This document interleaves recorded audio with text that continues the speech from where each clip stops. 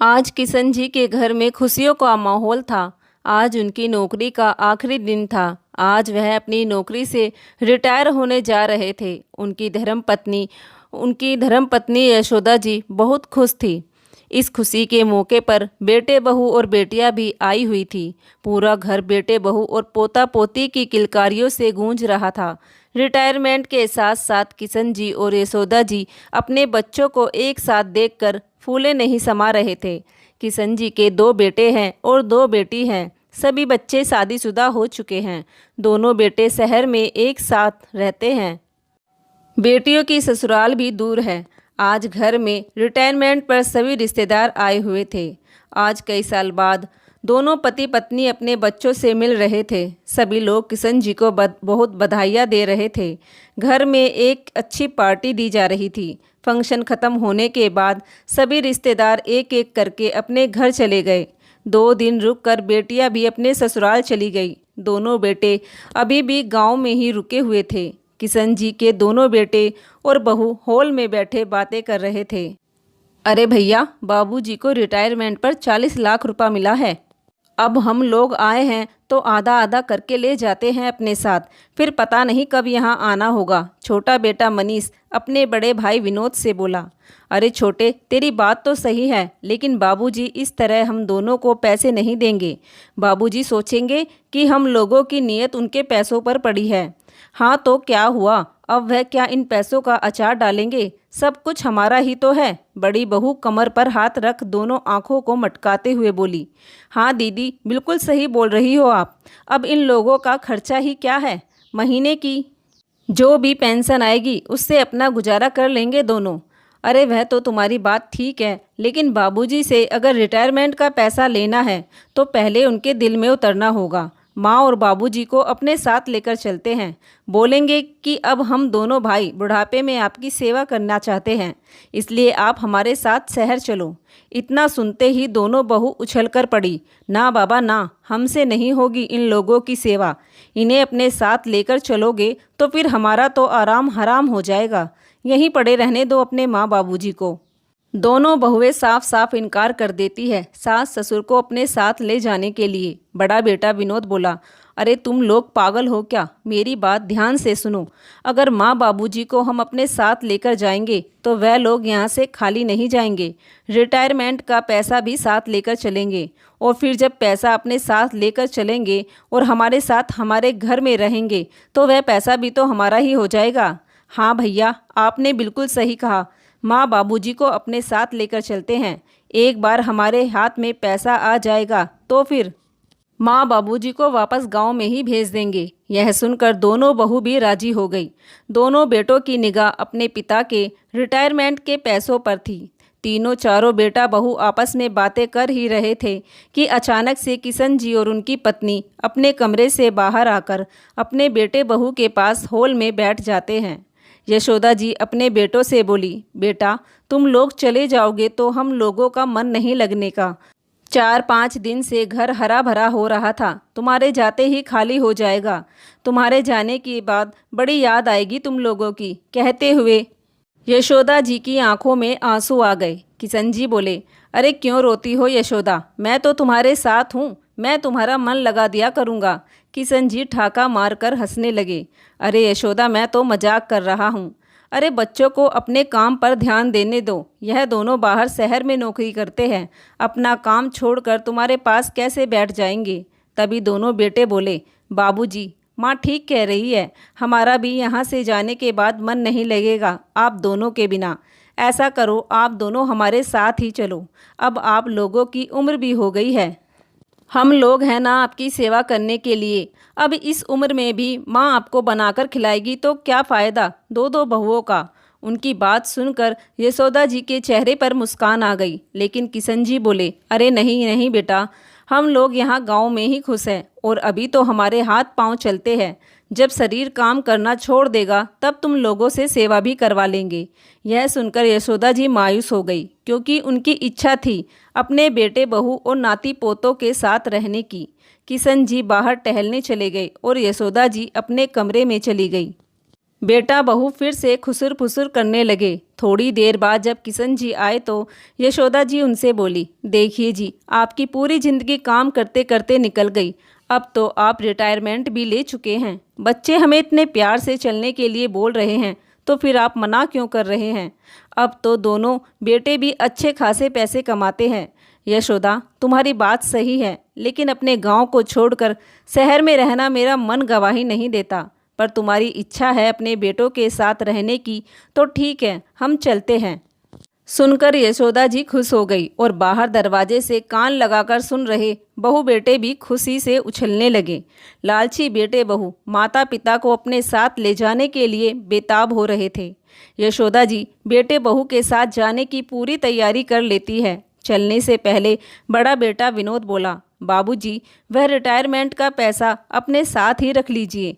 अब यहाँ इस तरह पैसे छोड़ना ठीक नहीं है। अब जब हम यहाँ रहेंगे नहीं तो पैसे यहाँ रखने ठीक नहीं हैं।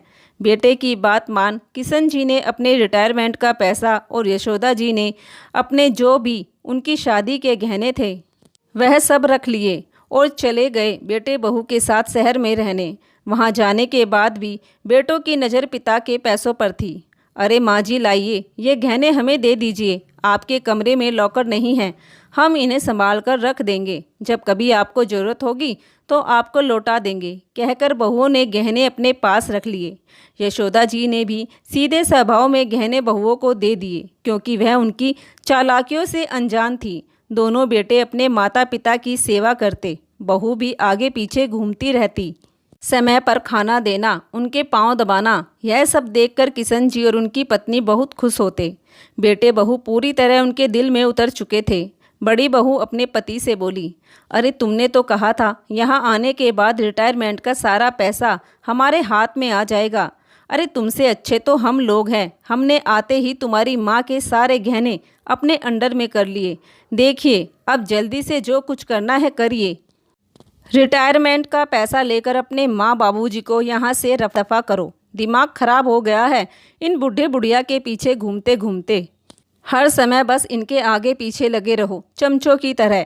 अरे तुम चिंता मत करो, हमने सोच लिया है अब हमें आगे क्या करना है, बस तुम देखती जाओ। विनोद अपनी पत्नी के गाल पर हाथ लगाते हुए बोला। किशन जी और यशोदा जी अपने कमरे में बैठे थे। दोनों भाई सलाह मिलाकर उनके पास पहुंच गए। दोनों बेटे किशन जी के पैरों में बैठकर झूठ मूठ के आंसू बहाने लगे। अपने बेटों को इस तरह रोते देख किशन जी यशोदा जी घबरा गए। यशोदा जी घबराते हुए अपने बेटों से पूछा, क्या हुआ बेटा, तुम लोग क्यों रो रहे हो? मेरा दिल बहुत घबरा रहा है।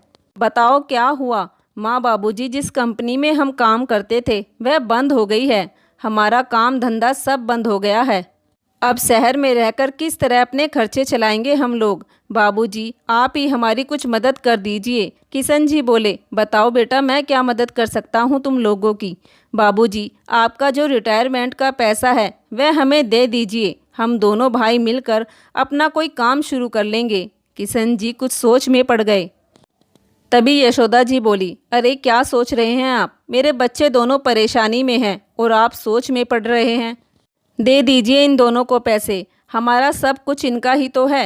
यह लोग अपना कुछ काम शुरू कर लेंगे, हम लोगों को क्या चाहिए? दोनों बेटे और बहू सारा सारा दिन हमारे आगे पीछे रहते हैं, फिर हम इन पैसों को रख कर क्या करेंगे? पत्नी के कहने पर किशन जी ने दोनों बेटों को अपने रिटायरमेंट का पैसा दे दिया। अब रिटायरमेंट का पैसा हाथ में आते ही बेटे तो जैसे हवा में उड़ने लगे। बेटों के रंग ढंग बदल गए, बहुएं भी अपना तेवर दिखाने लगी। अब किशन जी और यशोदा जी को पूरा पूरा दिन भूखे हो जाता, पर कोई सी भी बहू खाने के लिए नहीं पूछती और ना ही कोई सा बेटा उनका हालचाल पूछता। एक दिन यशोदा जी छोटी बहू से बोली, बहू, तुम्हारे ससुर कितनी देर से खाने का इंतजार कर रहे हैं, खाना कब दोगी? यशोदा जी ने बहू से बड़े ही प्यार से पूछा तो बहू से पहले बेटा अपनी माँ पर चिल्लाकर पड़ा, माँ, आप भी तो पूरा दिन खाली पड़ी रहती हैं, यह काम तो आप भी कर सकती हैं।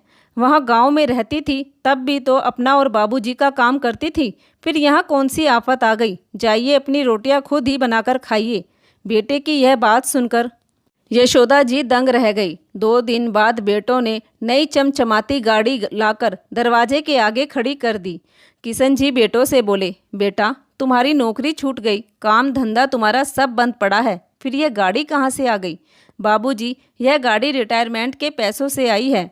बेटा, तुम लोगों के पास कोई काम धंधा नहीं है, मैंने इसलिए पैसे दिए थे ताकि तुम अपना कोई काम शुरू कर सको। गाड़ी लाने की क्या आवश्यकता थी? मैंने वह पैसे तुम लोगों को तुम्हारे काम के लिए दिए थे, ना कि गाड़ी लाने के लिए। बाबूजी, हम लोगों की कोई नौकरी वोकरी नहीं गई।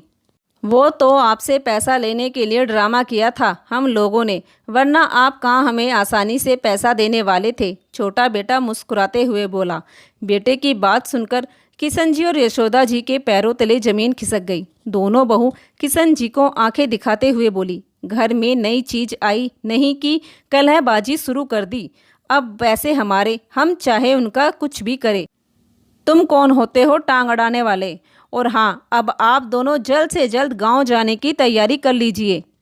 किशन जी और यशोदा जी एक दूसरे की तरफ देखने लगे। बेटे और बहू के धोखे से आज किशन जी और यशोदा जी को बहुत ही बड़ा सदमा लगा था। अब उन्हें सारी बात आईने की तरह साफ साफ समझ आ रही थी। यशोदा जी किशन जी से बोली, यह सब मेरी वजह से हुआ है। आपको यहाँ लाने की भी जिद मैंने ही की थी और बेटों के हाथ में पैसा देने को भी मैंने ही कहा था, लेकिन मैं यह नहीं जानती थी कि यह बेटे नहीं जल्लाद है जल्लाद। कहते कहते यशोदा जी फूट फूट कर रोने लगी।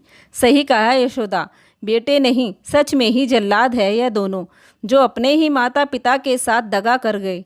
अपने साथ यहाँ लाने का बेटों का क्या मकसद था, यह आज मुझे अच्छी तरह समझ आ चुका है। वह लोग हमें पैसों के लिए यहाँ लेकर आए और पैसा हाथ में आते ही अपने रंग दिखाने शुरू कर दिए। लेकिन यशोदा, तुम चिंता मत करो, जो होता है अच्छे के लिए होता है। आज चंद पैसों के लिए इन लोगों के असली चेहरे तो सामने आ गए। किशन जी यशोदा जी के आंसुओं को पोंछते हुए बोले, अब देखो मैं भी इन्हें क्या नज़ारा दिखाता हूँ। ये भी क्या याद रखेंगे कि किस रिटायरमेंट बूढ़े बाप से पाला पड़ा है इन लोगों का। 2 दिन बाद संडे था, सभी लोग पैर फैलाकर सो रहे थे। ना किसी को काम पर जाने की जल्दी थी और ना किसी को नाश्ता बनाने की, क्योंकि सभी लोगों की छुट्टी थी। एक दिन पहले ही किशन जी और यशोदा जी ने अपना सामान पैक कर लिया था। किशन जी ने हॉल में टंगी गाड़ी की चाबी उठाई और बेटे बहू के उठने से पहले ही दोनों पति पत्नी चमचमाती गाड़ी में बैठ गांव पहुंच गए। जब कुछ देर बाद दोनों बेटे उठे, तब बहू ने यशोदा जी को जोर से आवाज़ लगाई चाय बनाने के लिए। जब यशोदा जी नहीं निकलकर आई, तब बहू भुनभुनाती हुई उनके कमरे में पहुंची। जाकर देखा तो कमरा बिल्कुल खाली पड़ा था। ना तो माँ बाबूजी थे और ना ही उनका सामान। भागकर वापस बाहर आई और खुश होते हुए बोली, अरे लगता है दोनों बूढ़े बुढ़िया गांव चले गए, कमरे में कोई नहीं है। तभी उधर से छोटा बेटा भी चिल्लाता हुआ आया, भैया भैया, बाहर गाड़ी भी नहीं है। तभी किशन जी का फ़ोन आया। क्या हुआ बेटा, कैसा लगा मेरा झटका? मेरे बच्चों, अभी तो कम ही लगा है, अभी तो और लगने वाला है जब मेरी बात को ध्यान से सुनोगे। अगर कल शाम तक बाकी के बचे हुए पैसे और मेरी पत्नी के गहने हमारे पास वापस लेकर नहीं आए, तो आगे जो मैं कदम उठाने वाला हूँ उसे सुनकर होश उड़ जाएंगे तुम्हारे, क्योंकि अब मैं तुम्हारे खिलाफ पुलिस कंप्लेंट करूँगा। फ़ोन का स्पीकर ऑन था। पिता की बात सुन बेटे बहू बुरी तरह हिल गए। नहीं नहीं पिताजी, पुलिस कंप्लेंट मत करना।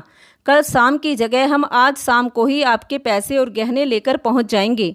बेटे बहू बिना देरी किए पैसे और गहने लेकर अपने माँ बाबूजी के पास पहुंच गए। यह लीजिए बाबूजी, बचे हुए पैसे 20 लाख रुपए की गाड़ी थी और 20 लाख रुपए यह आपके, पूरे हो गए 40 लाख। बेटे किशन जी के हाथों में पैसे पकड़ाते हुए बोले, माँ जी यह लीजिए आपके गहने भी। दोनों बहू यशोदा जी से बड़े ही प्यार से बोली। देकर बेटे और बहू वापस जाने लगे। किशन जी बेटों को आवाज़ लगाकर बोले, रुक जाओ बेटा, इतनी भी जल्दी क्या है जाने की, अभी तो बहुत कुछ कहना है तुम लोगों से। बेटे बहू बड़ी ही हैरानी से एक दूसरे को देखने लगे। अब क्या करने वाले हैं बाबूजी? किशन जी बेटों से नज़रें मिलाते हुए बोले, बेटा अब से आज के बाद तुम लोगों का यहाँ कुछ भी नहीं है, क्योंकि तुम दोनों इस लायक नहीं हो कि मैं अपना कुछ भी तुम्हें दूं। मैंने अपनी सारी प्रॉपर्टी अपनी दोनों बेटियों के नाम कर दी है। अब इस प्रॉपर्टी और घर में तुम लोगों का कोई हक नहीं है। हमारे मरने के बाद हमारी प्रॉपर्टी और घर हमारी दोनों बच्चियों की होगी। किशन जी की बात सुनकर बेटे बहुओं की आंखें बाहर आ गई और दोनों बेटे जोर जोर से रोने लगे। बाबूजी, हमारे साथ ऐसा मत करो, हम तो पूरे कंगले हो जाएंगे, हमें ऐसी सज़ा मत दो। बेटा, आज तुम कितना ही रो लो, आज ये बुढ़ा तुम्हारे चक्कर में नहीं आने वाला। जो तुम लोगों ने हमारे साथ धोखा किया, हमारा दिल दुखाया, यह उसी की सज़ा है तुम लोगों के लिए। कहते हुए किशन जी ने बेटे बहुओं को बाहर का रास्ता दिखा दिया। दोनों बेटे खाली हाथ वापस अपने घर लौट गए। अब गलती की है तो सज़ा तो ज़रूर मिलेगी। अगर अपने माँ बाप के साथ पैसों के लालच में प्यार का झूठा नाटक ना करते, उनका दिल ना दुखाते, उन्हें धोखा ना देते, तो शायद आज सब कुछ बेटों का ही होता। उन्हें यह दिन देखने को ना मिलता जो आज देखने को मिला है। दोस्तों, कहानी थोड़ी सी भी पसंद आई हो तो प्लीज़ एक लाइक शेयर सब्सक्राइब जरूर कर लीजिए। धन्यवाद।